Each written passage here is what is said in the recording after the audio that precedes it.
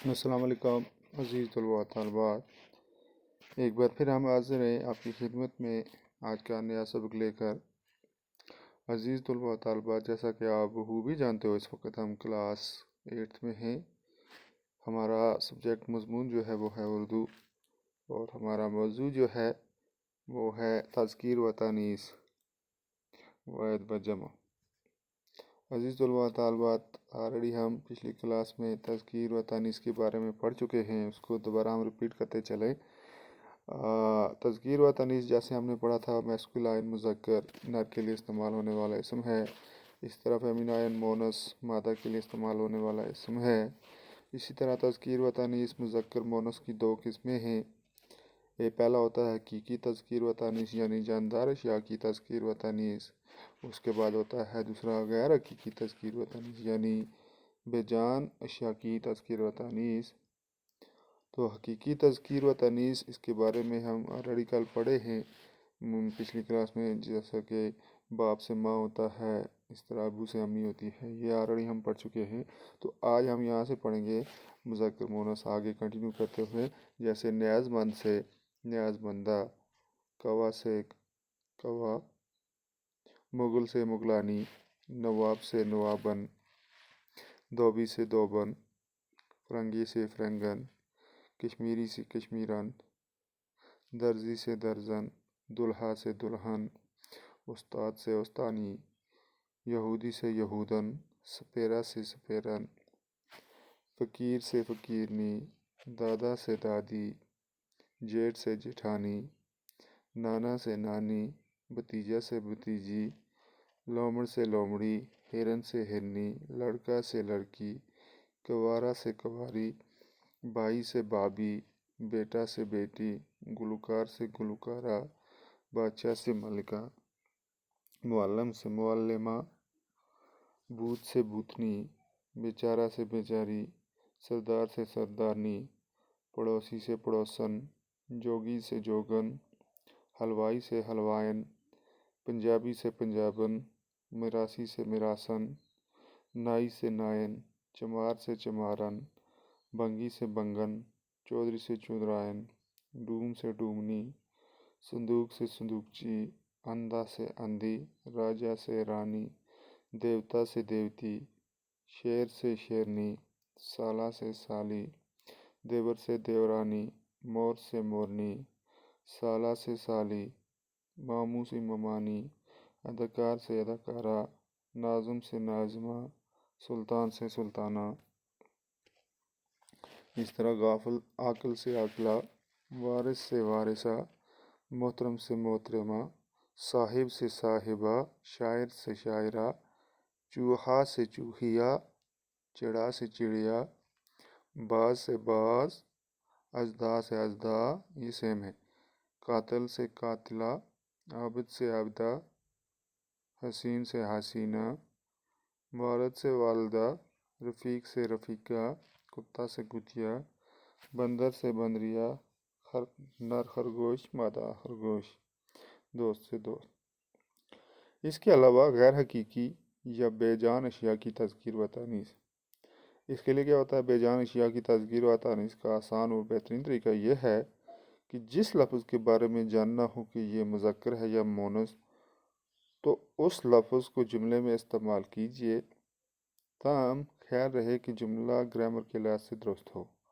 اگر جملے کا فعل یا اسم صفت مذکر ہوگا تو جملے میں استعمال کیے جانے والا لفظ بھی مذکر ہوگا، اور اگر فعل یا اسم مونس ہے تو لفظ بھی مونس کے طور پر واضح ہوگا۔ اب ہم ویسے ہی کریں گے الفاظ، جملے، تذکیر و تانیث۔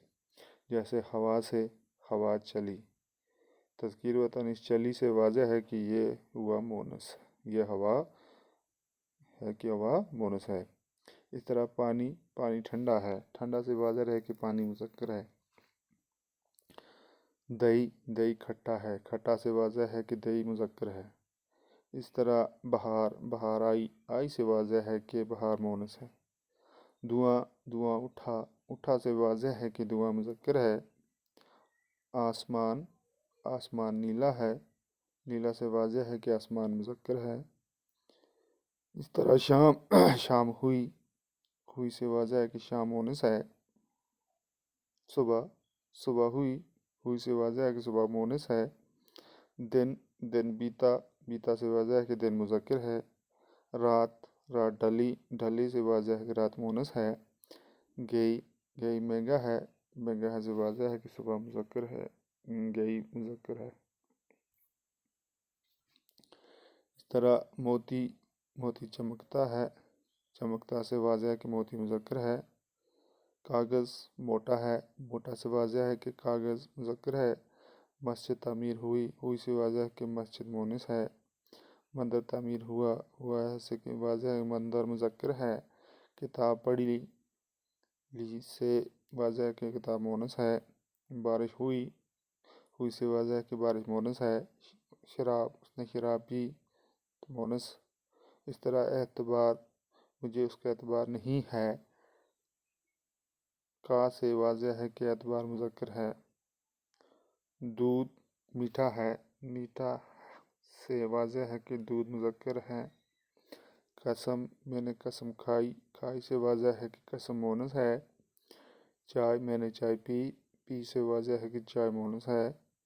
دال گل گئی سے واضح ہے کہ دال مونس ہے. عزیز طلباء و طالبات، اب آگے واحد اور جمع. واحد جیسا کہ آپ جانتے ہو سنگولر، ایک اکیلے شخص یا چیز کو واحد کہتے ہیں. اور جمع پلورل، دو یا دو سے زیادہ اشخاص یا اشیاء جمع کے زمرے میں آتی ہیں. جیسے لڑکا سے لڑکے، لڑکی سے لڑکیاں، کتا سے کتے، چمچہ سے چمچے، کمرہ سے کمرے. جواب سے جوابات، حال سے حالات، وقت سے اوقات، خیال سے خیالات، رسا سے رسے، بکری سے بکریاں، بندہ سے بندے، بستہ سے بستے، بچہ سے بچے، رقم سے رقومات، مکان سے مکانات، کاغذ سے کاغذات، سوال سے سوالات. اس طرح اخبار سے خبرات، باغ سے باغات، نقشہ سے نقشہ جات، حرکت سے حرکات، اثر سے اثرات، مکان سے مکانات، مقام سے مقامات، آیت سے آیات، طلسم سے طلسمات، پگڑی سے پگڑیاں، کاپی سے کاپیاں، تھالی سے تھالیاں، گالی سے گالیاں، چابی سے چابیاں، ٹوکری سے ٹوکریاں، کشتی سے کشتیاں، فرض سے فرائض، حصہ سے حصص یا حصے، نیازمند سے نیازمندان، خاتون سے خواتین، دیوان سے دوائن، دین سے ادیان،